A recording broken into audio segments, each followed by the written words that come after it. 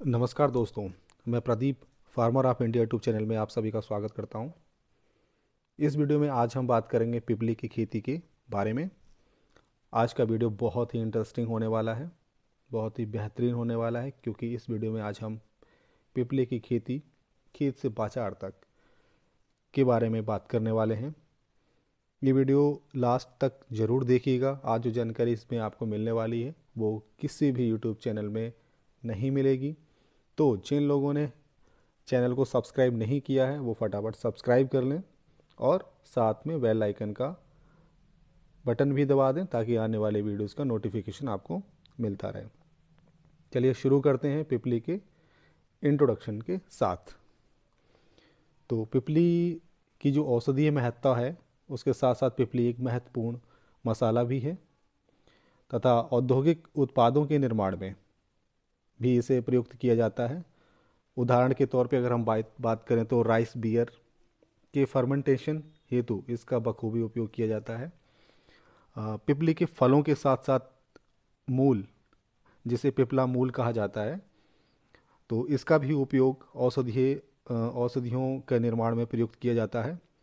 और परंपरागत औषधियों उपयोगों में पिपली का जो उपयोग है वो सर दर्द, खांसी, गले की संबंधित बीमारियों, अपच, बदहजमी, पेट में गैस की समस्या और बवासीर आदि जैसे विकारों के उपचार हेतु प्रयुक्त किया जाता है। पिपली के फलों तथा मूल के साथ साथ इसके पत्तों का भी उपयोग पान की तरह किया जाता है। अब इसकी खेती की बात अगर बात करें हम तो इसकी मूलतः इसकी खेती जो है मलेशिया, इंडोनेशिया का ये पौधा है। और इसके साथ साथ ये नेपाल, श्रीलंका, सिंगापुर, अफ़गानिस्तान, पाकिस्तान, फिलीपींस और भी कंट्रीज़ हैं। और हमारे भारतवर्ष में अगर हम बात करें तो तमिलनाडु, बंगाल, बिहार, छत्तीसगढ़, आसाम, आंध्र प्रदेश, तो इसके अलावा जो है उत्तर प्रदेश भी है, मध्य प्रदेश भी है। तो कई भी डिस्ट्रिक्ट में या कई भी शहरों में इसकी खेती होती है। इसका जो पौधा होता है, इसकी पहचान जैसे कि आप वीडियो में देख रहे हैं, तो इस तरह का इसके पान की आकार की इसकी पत्ती है।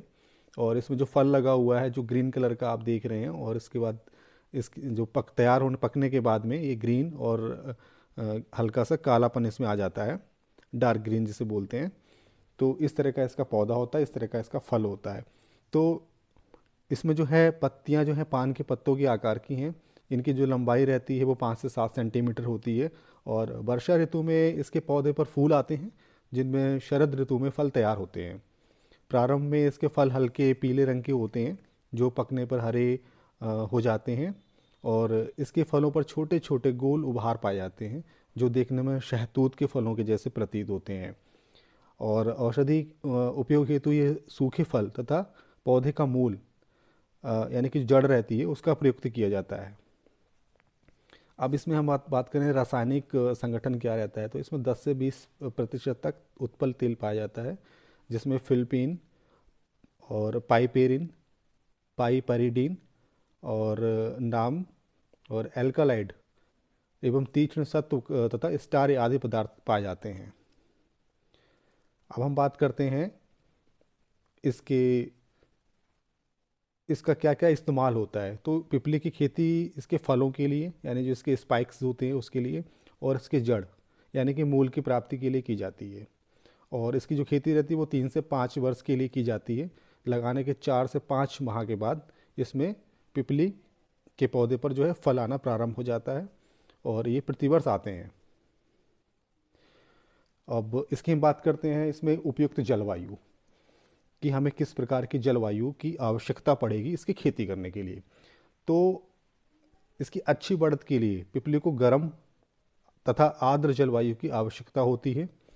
और वे क्षेत्र जहाँ पर भारी वर्षा पड़ती है या ज़्यादा आर्द्र हो वहाँ भी इसकी अच्छी बढ़त होती है। और प्रायः जो है इसकी खेती 330 से 3300 फीट तक की ऊंचाई वाले क्षेत्रों में ये अच्छी प्रकार से पनप जाता है, इसकी खेती हो जाती है। और जबकि इससे अधिक ऊंचाई वाले अगर क्षेत्रों पे इसकी हम खेती करते हैं तो वहाँ पर हमें सही उपज नहीं मिल पाती है। और क्योंकि प्राकृतिक रूप से ये अर्ध छांव वाला क्षेत्रों में अधिक होता है, अधिक पनपता है। तो कृषिकरण की दृष्टि से भी इसके लिए ऐसे ही क्षेत्र चुने जहाँ पर कम से कम 25% छांव की व्यवस्था हो। यदि प्राकृतिक रूप से ऐसे क्षेत्र उपलब्ध ना हो तो कृत्रिम रूप से ऐसी व्यवस्था की जानी चाहिए। इस प्रकार गर्म, आर्द्र तथा अर्ध छांव वाले क्षेत्र पिपली की खेती के लिए ज़्यादा उपयुक्त रहते हैं। अब हम बात करते हैं किसान भाइयों इसमें उपयुक्त भूमि के बारे में। तो इसमें पिपली जो ऐसी जीवांश युक्त दोबट या लाल मिट्टियों में अच्छी प्रकार उगाई जा सकती है, जिनमें जल की निकासी माने वाटर ड्रेनेज पर्याप्त व्यवस्था होनी चाहिए उसमें। और सामान्य पीएच पीएच मान वाले जो ऐसी मिट्टियां हैं जिसमें नमी सोखने की क्षमता हो, इसके लिए उपयुक्त रहती हैं। और आसाम के जैसे चेरापूंजी क्षेत्रों में तो ये उन मिट्टियों में भी अच्छी प्रकार उगती देखी गई हैं जो चूना अथवा कैल्शियम से युक्त हैं। और वैसे ऐसे क्षेत्र जहाँ पान की खेती होती है तो वहाँ भी इसका उत्पादन अच्छा मिल जाता है, उसकी खेती उपयुक्त रहती है। सॉइल अगर इसका पीएच का रेंज बात करें तो हमें 5.5 से लेके 8.5 तक 8.5 तक इसका पीएच रेंज रहता है, मिट्टी की जो गुणवत्ता की बात करें। अब हम बात करते हैं इसमें पिपली का प्रवर्धन। तो पिपली का जो प्रवर्धन जो है बीजों से भी किया जा सकता है, संकर से भी करते हैं, और इसकी कलम से भी करते हैं, और इसकी शाखाओं की लेयरिंग करके भी कर सकते हैं। और वैसे व्यावसायिक कृषिकरण की दृष्टि से इसका जो है कलमों द्वारा प्रवर्धन किया जाना उपयुक्त होता है। तो इसके लिए सर्वप्रथम इन्हें नर्सरी में हम तैयार करते हैं। नर्सरी बनाने की जो विधि है इसके लिए बात करते हैं अब हम। तो पिपली की जो नर्सरी है बनाने का सर्वाधिक उपयुक्त जो समय रहता है फरवरी से मार्च का रहता है। और इस समय पुराने पौधों की ऐसी शाखाएं हमें ले लेनी चाहिए जो कि 8 से 10 सेंटीमीटर लंबी हों, और जिनमें प्रत्येक शाखा में 3 से 6 तक आँखें, मतलब इसको नोड्स बोलते हैं, वो होनी चाहिए। तो ऐसी शाखाओं को काट करके पॉलीथीन की थैलियों में हम रोपित कर देते हैं, और रोपाई से पूर्व इन थैलियों को मिट्टी, रेत तथा गोबर की खाद लें, और इसको जो है इन सब चीज़ों की इक्वली मात्रा, बराबर मात्रा डालकर तैयार कर लें। और थैलियों में जो है रोपण से पूर्व इन कलमों को गौमूत्र से ट्रीटमेंट भी कर लिया जाना चाहिए, और इन पॉलीथीन की जो थैलियों को किसी छायादार स्थान पर रखा जाना चाहिए, और प्रतिदिन इसकी जो है हल्की सिंचाई भी करते रहना चाहिए। लगभग 1.5 से 2 महीने में ये कलमें खेत में लगाने के लिए तैयार हो जाती हैं। अब हम बात करते हैं कि इसके बाद अब हमें क्या करना है। तो इसके बाद हमें करना है इसकी मुख्य खेत की तैयारी, क्योंकि उसको लगाना है। तो जो मेन खेत है हमारा जिसमें हमें प्लांटेशन करना है, उस खेत की तैयारी कैसे करेंगे। तो इस अब हम बात करेंगे नर्सरी जो में तैयार किए गए पौधों को मुख्य खेत में रोपित करना होता है, जहाँ से ये पौधे 4 से 5 साल तक रहेंगे। तो इस दृष्टि से मुख्य खेत को अच्छी प्रकार से हम तैयार करेंगे। इसलिए तो इसके लिए खेत की जो है 2 से 3 बार अच्छी प्रकार जुताई करके उसमें प्रति एकड़ 5 से 7 टन तक गोबर की पकी हुई खाद मिला दी जाती है।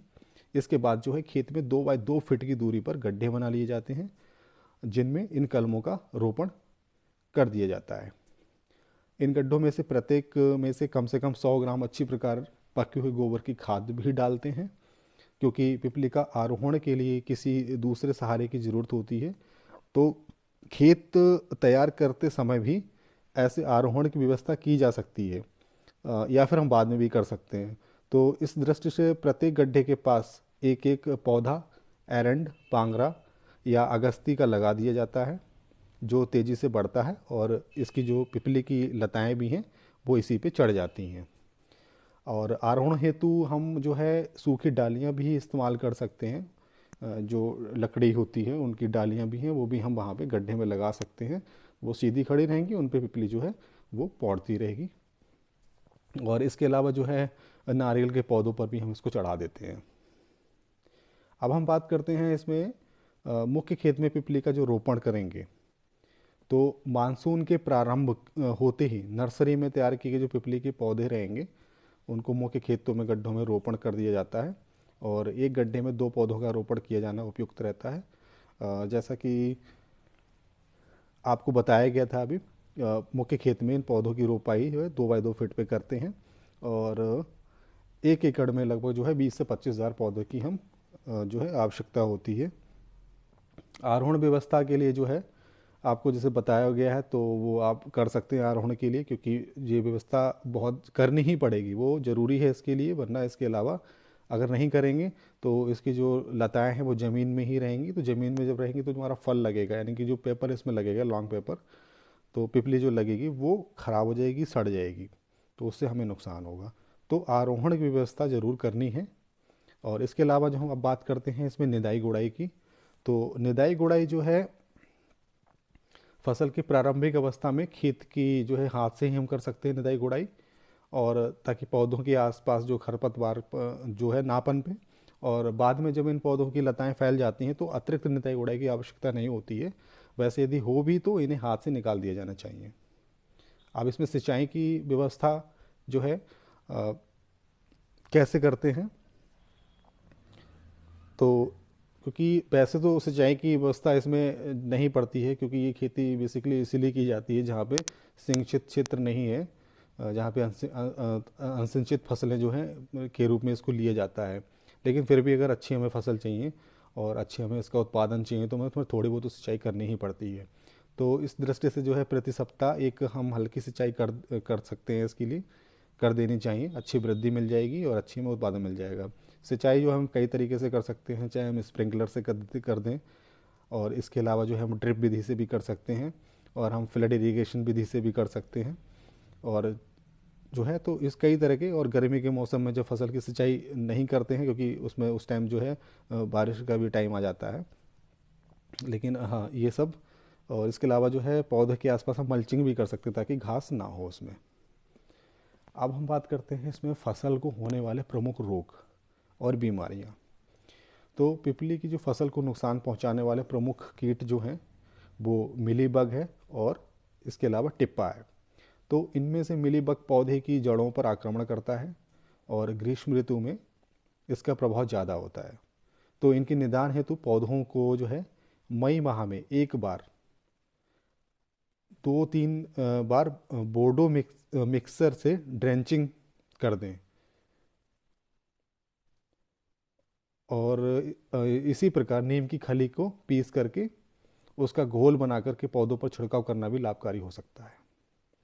तो हम इसमें या तो हम बोर्डो मिक्सचर की जो है ड्रेंचिंग कर दें, मतलब छिड़काव कर दें, या फिर हम नीम की खली को पीस लें और उसका घोल बनाकर उसको छिड़काव कर दें, तो हम इस बीमारी से बच सकते हैं। अब इसके अलावा जो है फसल का पकना, तो रोपण के लगभग 5 से 6 माह के उपरांत पौधों पर फल यानी कि स्पाइक्स बनकर तैयार हो जाते हैं, और जब ये फल हरे काले रंग के हों तो इनको चुन लिया जाता है। कई स्थानों पर इन फलों की तुड़ाई जो है वर्ष में एक बार करते हैं, जनवरी माह में। और जबकि कई स्थानों पर इन्हें हम समय समय पर 3 से 4 बार भी तोड़ लिए जाते हैं।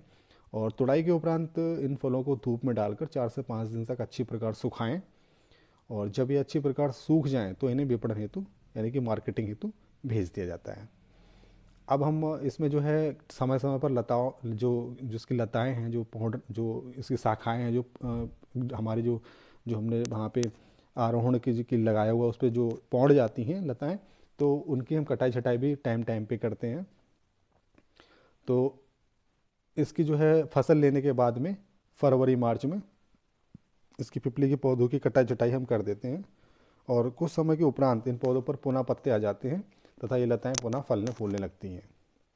कटाई छटाई के उपरांत इन पौधों का पर गौमूत्र तथा बोर्डो मिक्सचर की हम छिड़काव कर दिया जाना चाहिए। और इस प्रकार जो है प्रतिवर्ष इन पौधों की कटाई छटाई करते रहने से जो इनकी आयु है वो हम 4 से 5 वर्ष तक कर सकते हैं। और कटाई छटाई से जो प्राप्त लताओं को आगे प्रवर्धन हेतु कलमों के रूप में भी हम इस्तेमाल कर सकते हैं।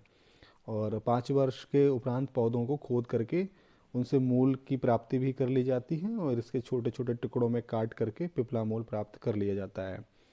अब किसान भाइयों हम बात करेंगे इसकी उपज के बारे में कि हमें कितनी उपज इससे प्राप्त होती है। तो प्रथम वर्ष में पिपली की जो फसल से प्रति एकड़ लगभग 200 किलो के आसपास हमें सूखे फल यानी कि स्पाइक्स हमें प्राप्त होते हैं, जो कि तीसरे से पाँचवें वर्ष में जो प्रति एकड़ जो है 500 किलो तक जो है प्रति वर्ष जो हमें प्राप्त होते रहते हैं। तो पहले और दूसरे वर्ष हमको 200 किलो के लगभग आसपास इसमें मिलेंगे, और 5वें वर्ष तक हमें लगभग 500 केजी तक मिलेंगे। और 5वें वर्ष में प्रति एकड़ लगभग 250 किलोग्राम के आसपास जो है हमें पिपला मूल भी प्राप्त हो जाता है। तो पिपली के सूखे फलों की जो बिक्री की अगर हम बात करें तो इसका जो मार्केट है तो वो लगभग 300 रुपये प्रति किलो से लेके 700 रुपये प्रति किलो या उससे भी ऊपर या इससे नीचे भी, 300 रुपये से भी नीचे और रहता है। लेकिन इसका जो मार्केट है वो ऊपर नीचे होता रहता है, कोई एक समय में या हमेशा के लिए कोई एक रेट नहीं रहता है इसका। अब इसमें जो है लगभग पिपला मूल का जो रेट हम बात करें वो भी लगभग 300-500 रुपये है ना, इस तरह से इसका रेट रहता है। तो रेट ये अनुमानित है और ये फिक्स नहीं है, रेट ऊपर नीचे होता रहता है। अब इसमें अगर हम लाभ की बात करें तो पिपली की जो फसल से पिपली के फलों की बिक्री में से प्रथम वर्ष लगभग हमको 60,000 रुपये की प्राप्ति हो सकती है और तीसरे से पाँचवें वर्ष में लगभग जो है 1,50,000 रुपये तक इसकी हमें आय पहुंच सकती है प्रति एकड़। और पाँचवें वर्ष में लगभग जो है हमें पिपला मूल की भी बिक्री से लगभग 80,000 रुपये, 70-80 हज़ार रुपये के आसपास मिल जाते हैं। तो ये अतिरिक्त भी हमारा इसमें आय हो जाती है।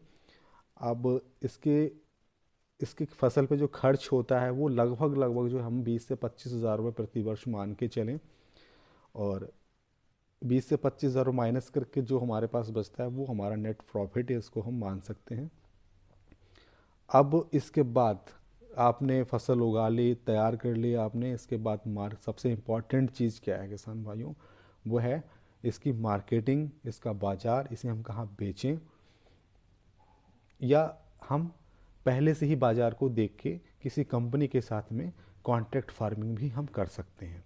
तो अभी हम बात करेंगे कौन कौन सी कंपनीज में कॉन्ट्रैक्ट फार्मिंग कर सकती हैं फार्मर्स के साथ में, या फिर उसका मार्केट कहाँ पर है या कौन कौन सी बाज़ार, कौन कौन सी कंपनी उसको खरीदती हैं।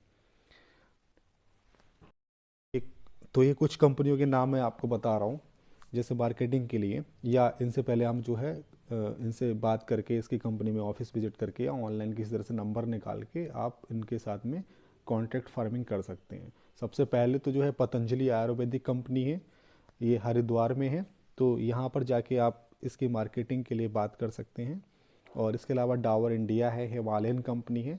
और इसके अलावा जो है हवा मैं आपको बता रहा हूँ इसमें मैजी एक्सपोर्ट्स करके चेन्नई की कंपनी है, आप इससे भी कांटेक्ट कर सकते हैं और सारी डिटेल्स इनकी ऑनलाइन आपको मिल जाएगी। और सातवा वायो एक्टिव्स प्राइवेट लिमिटेड है, कर्नाटका की कंपनी है। NJ marketing service private limited है, ये महाराष्ट्र से है। और इसके अलावा जो है Mother Herbs Private Limited Delhi की कंपनी है। और शुआइस Herbs Export Private Limited Gujarat से है। और इसके अलावा भी बहुत सारी कंपनीज़ हैं जिनके साथ आप जो है कॉन्ट्रैक्ट फार्मिंग भी कर सकते हैं। तो ये तो किसान भाई हो रही मार्केटिंग की डिटेल्स।